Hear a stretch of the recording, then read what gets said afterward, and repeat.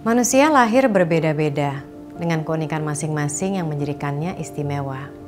Keberagaman ini membuat kita bisa saling melengkapi dan mengisi celah kekosongan yang orang lain tidak punya. Kita tidak mungkin hidup sendiri tanpa bantuan orang lain, bukan? Namun sayang, belum semua orang mau menerima perbedaan ini.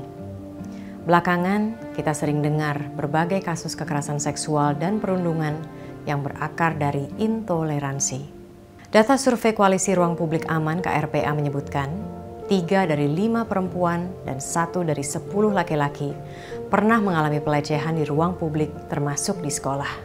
Komisi Perlindungan Anak Indonesia (KPAI) menemukan pada 2019, 123 kasus kekerasan seksual di sekolah terjadi pada siswa dan siswi. Riset Nama Baik Kampus di tahun 2019 mencatat 174 kasus berhubungan dengan institusi perguruan tinggi. Sementara terkait perundungan, studi dari Program for International Student Assessment PISA 2018 menunjukkan 41% pelajar berusia 15 tahun di Indonesia pernah mengalami bullying beberapa kali dalam 1 bulan. Sementara Survei Nasional Pengalaman Hidup Anak dan Remaja tahun 2018 juga mengungkap 2 dari 3 anak berusia 13 hingga 17 tahun pernah mengalami setidaknya 1 jenis kekerasan selama hidupnya. Mulai dari kekerasan fisik seperti dipukul atau perusakan barang, kekerasan verbal seperti diancam atau diejek, sampai kekerasan sosial seperti pengucilan dan penyebaran rumor. 3 dari 4 anak-anak dan remaja melaporkan pelaku kekerasan ini adalah teman sebayanya. Sekarang mari kita bayangkan apa yang seorang penyintas kekerasan lalui di lingkungan sekolah. Di masa seharusnya seseorang berkembang secara kognitif dan sosial, seorang anak setiap harinya terbangun harus memikirkan strategi agar tidak jadi sasaran. Setiap menjadi sasaran si perundung, timbul kecemasan.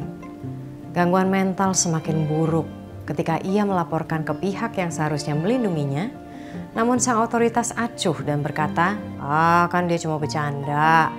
Namanya juga teman, biarin aja. Kamu itu jangan lemah. Kamu dong yang berubah biar lebih disukai. Atau mungkin kamu yang salah sikap atau salah cara berpakaian. Perilaku agresif di kalangan anak muda hanya menambah bencana. Kekerasan yang berlangsung baik sekejap atau dalam kurun waktu tertentu tetap bisa berdampak panjang pada korban. Berbagai penelitian global menunjukkan perilaku agresif antar remaja, termasuk kekerasan dan perundungan, berkaitan dengan meningkatnya risiko gangguan jiwa di sepanjang hidup. Kemampuan sosial lemah dan minat belajar turun hingga terhambat proses pendidikan. Korban perundungan meningkatkan pertahanan diri, membatasi aktivitas dan mengubah rutinitas. Ia merasa terisolasi, kesepian, tertekan, dan takut akan masa depan. Ia juga cenderung menyalahkan diri, bahkan mengkritik diri dengan kejam.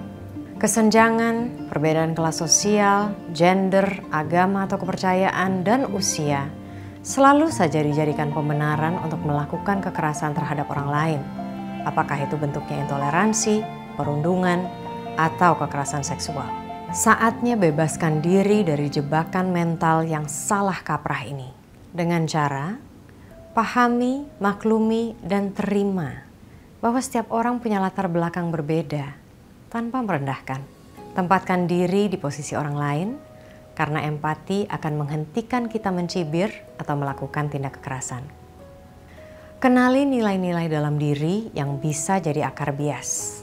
Cara pikir kelompok atau norma yang tidak lagi relevan biasanya tumbuh dari lingkaran keluarga atau pertemanan yang suka membandingkan perbedaan, entah suku atau gender dengan nilai patriarki yang kental, sehingga mudah melontarkan kata-kata melecehkan pada kelompok yang berbeda. Gunakan kekuasaan dan hak istimewa yang kita punya bukan untuk menindas, tapi untuk membantu menciptakan kesetaraan dan membantu hidup orang lain yang lebih rentan daripada kita. Tumbuhkan empati. Kita akan tergerak untuk meringankan kesulitan hidup orang lain karena tahu kita pun butuh welas asih ketika menjalani kesulitan hidup kita. Perluas pergaulan dengan mereka yang berbeda. Latih diri untuk bersikap baik, tidak berprasangka dan melabel negatif mereka yang terlihat berbeda. Ajak kenalan, bicara, Kenali latar belakang mereka dan keinginan mereka. Kita memperkaya diri ketika belajar tentang kehidupan dari kacamata atau cara pandang yang berbeda dari biasanya. Jika Anda mengetahui atau menemukan seseorang menerima tindakan intoleransi, kekerasan seksual, atau perundungan, ada beberapa langkah yang Anda bisa lakukan untuk membantu. 1. Pastikan berpihak pada korban kekerasan. Beri dukungan dengan tidak membenarkan sikap pelaku dan menyudutkan atau mempermalukan korban. Dengarkan korban tanpa menghakimi. Tunjukkan mereka tidak sendirian. Tanyakan situasi dan kebutuhannya.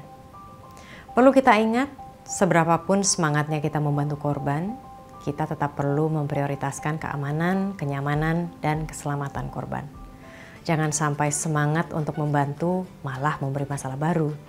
Salah satu contoh paling nyata dari memberi masalah baru dalam semangat membantu korban adalah fenomena spill the case di media sosial. Meskipun kita berniat baik, namun banyak yang tidak sadar tindakan ini justru rentan membuat korban dilaporkan balik oleh pelaku menggunakan Undang-Undang ITE. Tentu kita tidak ingin membahayakan korban, bukan? Dokumentasikan dan bila korban setuju, laporkan kejadian yang Anda lihat. Tidak sedikit korban yang cenderung diam, tidak melapor saat menjadi korban kekerasan seksual dan perundungan.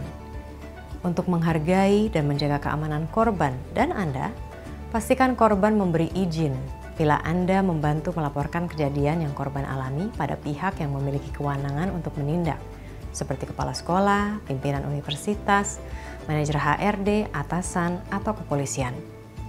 Hargai keputusan korban bila ia memilih untuk tidak melaporkan dan menyimpan semua dokumentasi yang ada. 2. Alihkan perhatian. 92% orang merasa terbantu saat ada orang lain yang mengintervensi kejadian pelecehan seksual. Ketika pelecehan terjadi, hindari bersikap heroik melawan pelaku untuk menyelamatkan korban. Riskan, karena ada potensi ego pelaku terluka, kemudian membalas dendam baik pada korban atau pada Anda. Alihkan perhatian dengan memanggil nama pelaku jika Anda mengenalnya, ajak bicara, atau minta salah satu di antaranya pergi meninggalkan lokasi karena alasan tertentu. Apakah itu dipanggil orang tua, guru, atau atasan. Apapun strateginya, pastikan situasi dan kondisi saat itu tidak membahayakan diri Anda dan korban lebih lanjut. Bersikap tegas untuk tidak membenarkan perundungan yang sudah menjadi tradisi turun-temurun di lingkungan tertentu. Salah satu alasan mengapa perundungan terjadi terus-menerus karena kita kerap mendiamkannya. Ini memberi kesan bahwa perundungan diterima. Tindak tegas perundungan dalam bentuk apapun dan tanamkan nilai-nilai kebajikan. Semisal di sekolah, jalankan pendekatan yang ramah dan konstruktif dalam kegiatan inisiasi murid baru. Atau buat pertandingan olahraga atau kesenian yang menyatukan angkatan yang berbeda. Sudah nggak zaman memarahi atau memberi sederet tugas dengan tujuan yang sebetulnya hanya merendahkan atau mempermalukan murid baru. Nggak ada manfaatnya, bukan? Berikutnya, hentikan segala jenis kekerasan. Dimulai dari diri sendiri. Ambil momen untuk refleksi. Biasakan diri untuk berpikir sebelum bertindak. Pikirkan konsekuensi jangka panjang dari tindakan kita terhadap orang lain. Perlakukan orang lain selayaknya kita ingin diperlakukan, dengan kebaikan dan welas asih. Jika Anda menghadapi masalah terkait psikis dan emosi dan butuh bantuan profesional untuk membicarakannya, Anda bisa hubungi layanan sahabat perempuan dan anak SAPA di hotline 129. Anda juga bisa melaporkan kejadian kekerasan di lingkungan pendidikan dengan mengakses kemdikbud.lapor.go.id.